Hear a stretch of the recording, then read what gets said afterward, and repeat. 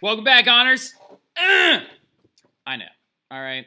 I know we got to the point of where we were talking in class, right? Well, I'm just predicting that we're going to get to that point because I'm actually making this flip before, all right, before I actually have you in class. So if we ended up getting a little too far ahead in this flip or not getting kind of caught up just quite enough in class, we'll figure it out. I'll tell you if you need to leave space in class, and if I did, then just leave some space, all right? But I think I'll be able to get here. I'm pretty confident I will. Now, anyway, but we started talking about the age of Pericles, right? The age of Pericles, ushered in by the Athenians, the great golden age that would be underneath him, and he's a very, very important figure. And again, this is a little bit of historical bias because, of course, the Athenians are the ones who wrote about the age of Pericles, but yet Pericles allowed slavery and subjugation of women and all this other stuff too. But, like, some of the modern things that he actually brought in are actually very, very important. For example, the Greek word for music is still the word we use for music, which is really, really neat. Yeah, so, which oddly enough, something's up with too with my screen. This is weird. Every time I go to full screen, it's like not going. Whatever. You can still see. All right. So anyway, but before Pericles, he's going to come in and actually reform things a little bit because he's going to make it so government workers can get paid, right? Because here's the thing. Before Pericles, all the government officials were actually the wealthy due to the fact that they didn't actually get paid. So to be able to be sustainable during that time period, you had to be wealthy. No one who was actually poor could participate in the government due to the fact that they weren't getting paid. Pericles is going to change all that, right? He's going to make it so government workers get paid. So important. Put a star next to that. It's crazy important. Like modern day era, for example, now senators make $175,000 a year. The vice president makes $230,000 a year. The president makes $500,000 a year, which I think is a little aggressive. Kind of takes out the whole civil servant kind of idea because you ain't serving anybody anymore because you're getting paid lots of money. Maybe I should run for president. It seems like good money. So, Mr. Terry, 2031. That's right. I'm going to run it off here. More like a revolution anyway. All right, so anyway, he's also going to create other great things as well. So I just said pay for government workers. He's going to create more equal elections, right? He's going to create also free theater seats for the poor. Well, that's so important because here's the thing. Something you don't even realize that we still use all the time is the ancient Greek theater, right? Like, there are two big types of plays in the ancient Greece, right? There were comedies, and then there were tragedies, right? Sometimes there were comedic tragedies. So anyway, but they were usually to honor gods and involved gods in them. There was actually one very, very famous playwright who would also make fun of people he didn't like, where they would be like throwing rocks at him on stage, but it was actually a caricature of him and stuff like that. But the theater seats for the poor thing is a really great aspect because, as you can tell, Pericles is creating giant leaps to try and make society in Greece more applicable, tangible, and within the reach of the poor in Greece, right? He's trying to make them more involved, trying to bring more to them, right? Get them involved in the government, get them voting more, get them involved in the arts and things like that. Here's another really cool thing as well. Some of you are like, what am I ever going to need to know anything about the ancient Greek theater, like ever? All right, so... Well, I already told you about it. Do any of y'all remember what this is? Oh, that's right, Dean. I know you remember. An Odeon. An Odeon, of course, is a place where plays and things like that took place in ancient Greece. For example, if there's an ode to someone, a song to someone, it was proclaimed in an Odeon, right? Well, Thomas Edison, of course, is going to open up a bunch of theaters to show his very first films that were actually filmed on this thing called the kinetoscope in the early 1900s, and he would charge a nickel to go to them. And so he created Nickelodeons, right? So don't tell me that you don't ever come into contact with ancient Greek stuff all the time. All right, but Nickelodeons. Yep, that's right. It's one of my favorite, like, mic drop moments for all of my classes. And the cap came off to my marker. That's not good. So anyway, but that right there is actually one of the ancient Greek amphitheaters. The really cool thing about this is it actually uses really, really profoundly amazing sound and, acoustic, setups to make it so people even in the back could hear what's going on all the way down here. And also something that's hung on since the ancient Greeks is they actually would perform everything with masks, right? To try and show the faces of gods or expressions or emotions that would carry them behind their back all the time and then go like this. So every time they needed to change face. So this is actually carried over, and the symbol of the modern day theater, of course, is that mask, right? The happy face, the sad face, right? So the ancient Greek theater was a very, very huge part of their society, though. Now, Pericles is Mr. Terry's number 3 influential person in all of history. We will talk about my number 2 when we get to Rome. We will hopefully talk about my number 1 one day. if you're lucky enough. All right, so well, let's keep going forward.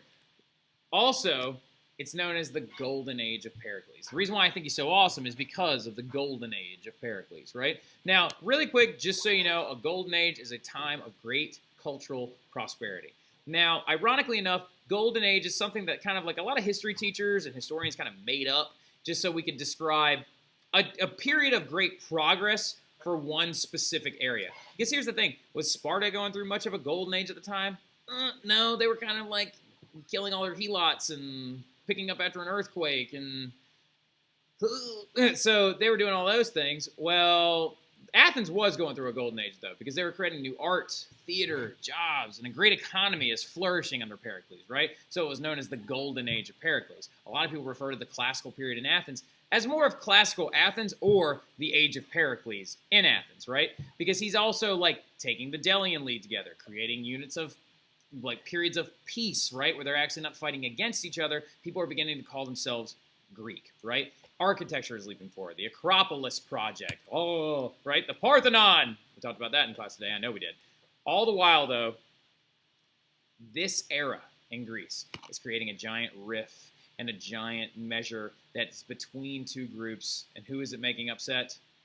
That's right, Sparta, right? So Sparta is becoming furious as time grows, due to the fact that, as remember when we talked about in class today, we were talking about how like Athens sent an entire army to help Sparta because they thought their helots were going to rebel following this earthquake, and then Sparta was like, "No, we're good, bro. We're going to use everybody else, but we want you to leave." Right? So the classical period is just setting up more and more of a rift between these two groups, right? Well, that is a huge issue, and I need you to kind of like separate a little bit and just remember though that the like big thing about the age of Pericles, even though it was great, it was setting up tensions between Sparta and Athens. But really quick, let's talk about like life in Periclean Athens, right? So first and foremost, Athenians are going to live not with as much as you would think they would, right? The modern or the Periclean Athenian actually usually lived outside of the city walls. They usually kept animals for milk and meat, right? Most of them were farmers, possibly craft workers, depending on the way they made their money. Now, most families farmed, period, in some sort or some fashion, right? So the big thing is, though, is the design of their homes, which I think to be so, so cool. But they didn't live in luxury like we usually imagine when we think of the ancient Greeks, right? This is usually what the average Athenian home looked like, right? It's usually 2 stories, one up here, down here. Now, notice it says bedrooms, right? Well, something about Athenian husband and wife actually never slept in the same room together, all right? So we'll talk about why that is a little bit tomorrow when we talk about gender divisions and things like that and the philosophers. But they actually usually didn't sleep in the same room together. Now, excuse me. Oh, God, sorry. Continuing forward, though. And then usually their homes usually opened up to a courtyard, right? A beautiful courtyard that had an altar to their family's patron god or goddess that they would actually pray to every single day, right? And then usually offset next to the courtyard. And a lot of this is because it's like a Mediterranean climate, right? It's very, very temperate.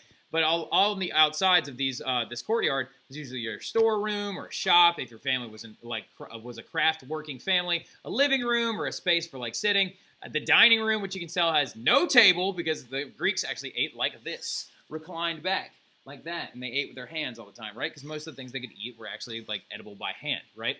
So they also had another storeroom, a kitchen, different areas like that, the bedrooms above, right? But that's what the average Athenian house, I would love for a house to look like that. I think it would be awesome, right? The Athenian diet, though, very, very important because they usually ate things like wheat, barley, figs, and grapes, along with meat only every few days. Now, why is that, Carly? That's right. You can't have an economy based on goats, right? When only 20% of your land is farmable, they ate what they could get, right? So, and a lot of that was based on trade. Sometimes the wheat would actually be coming from foreign areas, like near the Mesopotamia, Middle Eastern area. Sometimes they would grow it actually locally if they could get their hands on it. The barley was also coming in from northern Greece. The lentils are these tiny little seeds that you can make soup and stuff like that out of. Figs actually grow well in Greece.